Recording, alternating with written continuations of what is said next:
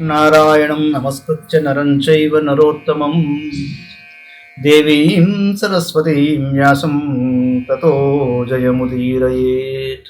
మహాభారతంలోని ఆది పర్వంలో మనం 218వ అధ్యాయంలో ఉన్నాం. అర్జునుడు సుభద్రను అపహరించుట.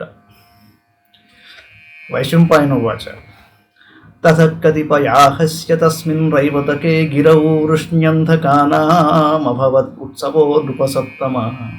వైశంపాయనుడు అన్నాడు, రాజా, కొన్ని రోజులు గడిచిన తరువాత వృష్ణి అంధక వంశీయులకు రైవతక పర్వతాన గొప్ప ఉత్సవం వచ్చింది. తత్ర దానం దతుర్వీరాః బ్రాహ్మణేభ్యః సహస్రశః భోజ వృష్ణ్యంధకాశ్చైవ మహేతస్య గిరేస్తదా. పర్వతం మీద జరిగే ఉత్సవంలో బ్రాహ్మణులకు చాలామందికి భోజ వృష్ణి అంధక వంశీయులు దానాలు చేశారు. ప్రాసాదైరత్న చిత్రైశ్చ గిరేస్తస్య సమంతతః సదేశ శోభితో రాజన్ కల్పవృక్షైశ్చ సర్వశః. పర్వతానికి 4 వైపుల విచిత్రమైన రత్నఖచిత భవనాలు, కల్పవృక్షాలు ఉన్నాయి. వాటితో ఆ ప్రదేశం అందగించింది. వాదిత్రాణి చ తత్రాన్యేవాదకాః సమవాదయన్నరుతుర్నర్తకాశ్చైవ జగుర్గేయాని గాయనాః. వాదకుశలులైన వాద్యకులు వివిధ రకాల వాద్యాలను రోగించారండి. నర్తకులు నాట్యం చేశారు, గాయకులు గీతాలు పాడారు. అలంకృతాః కుమారాశ్చ వృష్ణీనాం సుమహౌజసాం యానైర్హాటక చిత్రైశ్చ చంచూర్యంతే స్మ సర్వశః. తేజస్సులైన యాదవ కుమారులు అలంకరించుకుని బంగారు దాపడం చేసిన వాహనాలపై ఇటు అటు తిరగసాగారు. పౌరాశ్చ పాదచారేణ యానైరుచ్చావచైస్తథా సదారాః ప్రసానుయాత్రాశ్చ శతశోథ సహస్రశః. తతో హలధరక్షీవః రేవతీ సహిత ప్రభుః అనుగమ్యమానో గంధర్వైః అచరత్ తత్ర భారత. ద్వారకాపురవాసులు తమ తమ భార్యలతో కూడి కొందరు, కాలినడకన కొందరు చిన్న పెద్ద వాహనాలలో ఉత్సవంలో పాల్గొన్నారండి.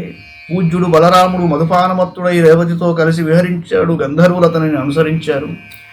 తథైవ రాజా వృష్ణీనాం ఉగ్రసేన ప్రతాపవాన్ అనుగీయమానో గంధర్వై స్త్రీ సహస్ర సహాయమాన్. వృష్ణివంశీయుడు ప్రతాపవంతుడు యాదవరాజు అయిన ఉగ్రసేనుడు అక్కడ సంచరించాడు. గంధర్వులు గానంతో మైమర్పింపజేశారు. వేల కొద్ది స్త్రీలు అతనిని సేవింపసాగారు. రౌగ్మిణేశ్చ సాంబశ్చ శీవౌ సమర దుర్మదౌ దివ్యమాల్యాంబరధరౌ విద్రహాతే మరావివా. యుద్ధ దుర్మదులు, వీరశ్రేష్ఠులు, సాంబ ప్రద్యుమ్నులు దివ్యమాలలు ధరించి మత్తులై అమరులైన దేవతల వలె ఆనందంతో సంచరింపసాగారు. అక్రూర సారణశ్చైవ గదో బభ్రుర్విదూరథః నిషఠశ్చారుదేష్ణశ్చ పృథుర్విపృథురేవ చ సత్యకస్సాత్యకిశ్చైవ భంగకారమహారవౌ హార్దిక్య ఉద్ధవశ్చైవ ఏ చాన్యే నాను కీర్తితాః. ఏతే పరివృతాః స్త్రీభిః గంధర్వైశ్చ పృథక్ పృథక్ తముత్సవం రైవతకే శోభయాం చక్రిరే తదా. అక్రూరుడు, సారణుడు, గదుడు, బభ్రువు, విదూరథుడు, నిషఠుడు, చారుదేష్ణుడు, పృథువు, విపృథువు, సత్యకుడు, సాత్యకి, భంగకారుడు, మహారవుడు, హార్దిక్యుడు, ఉద్ధవుడు ఇంకా మిగిలిన యదువంశీయులు తమ తమ భార్యలతో గంధర్వులతో విడివిడిగా తిరిగారు. రైవతం మీద ఉత్సవ శోభను వృద్ధి చేశారు. చిత్రకౌతూహలే తస్మిన్ వర్తమానే మహాద్భుతే వాసుదేవశ్చ పార్థశ్చ సహితౌ పరిజగ్మతుః. అద్భుతము, కుతూహలజనకము అయిన ఆ ఉత్సవంలో కృష్ణార్జునులు ఇరువురు కలిసి సంచరించారు. తత్ర చంక్రమ్యమాణౌ తౌ వసుదేవసుతాం శుభం అలంకృతాం సఖీ మధ్యే భద్రాం దదుషురస్తదా. అలా సంచరిస్తూ వారిరువురు వసుదేవుని ప్రియపుత్రిక అయిన సుభద్రను చూశారు. ఆమె అలంకరించుకుని సఖురాండ్ర మధ్యలో తిరుగుతోంది. దృష్ట్వైవ తామర్జునస్య గంధర్వః సమజాయత తదైకాగ్రమనసం కృష్ణః పార్థమలక్షయత్. ఆమెను చూస్తూనే అర్జునునికి హృదయంలో మన్మధుడు ఆవిర్భవించాడు. ఆమె పట్ల ఆసక్తమైన అర్జునుని తీరు శ్రీకృష్ణుడు గుర్తించాడు. అబ్రవీత్ పురుష వ్యాఘ్ర ప్రహసన్నివ భారత వనేచరశ్చ కిమిదం కామేనాలోడ్యతే మనః. శ్రీకృష్ణుడు పరిహసిస్తూ అర్జునుడితో ఇలా అన్నాడు, వనవాసి అయిన నీ మనస్సు ఇలా మన్మధునిచే సంక్షోభపడుతోందేమిటి? మమైషా భగినీ పార్థసారణస్య సహోదరా సుభద్రా నామ భద్రంతే పితుర్మే దయితా సుత యది తే వర్తతే బుద్ధి వక్ష్యామి పితరం స్వయం. కుంతీనందన, ఈమె నా సోదరి, సారణుని సహోదరి. ఈమె పేరే సుభద్ర. ఈమె నా తండ్రికి ప్రియపుత్రిక. నీకు మంగళముగాక. నీ బుద్ధి ఈమెను వివాహం చేసుకోవాలని అనుకుంటే నా తండ్రికి స్వయంగా చెబుతాను. అర్జున ఉవాచ. దుహిత వసుదేవస్య వాసుదేవస్య చ స్వసా రూపేణ చైషా సంపన్న కమి వైషా నమోహయేత్. అర్జునుడు అన్నాడు, సాక్షాత్తుగా వాసుదేవుని చెల్లెలు, వసుదేవుని కుమార్తె, చక్కని రూప సంపద కల ఎవరిని మోహపెట్టదండి.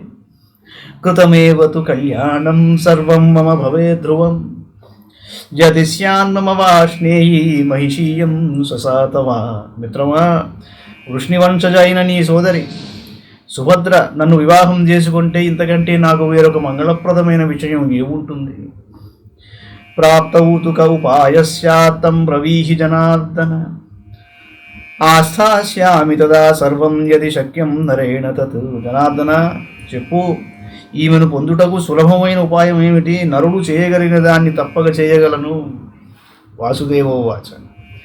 స్వయంవర క్షత్రియాణాం వివాహ పురుషర్షభ సచ సంశయిత పార్థ స్వభావస్య నిమిత్తిత. వాసుదేవుడు అన్నాడు, పార్థుడా, క్షత్రియులకు స్వయంవరం ధర్మం, కానీ ఆ మార్గం సందేహం. స్త్రీ స్వభావం అనిశ్చితమై ఉంటుంది.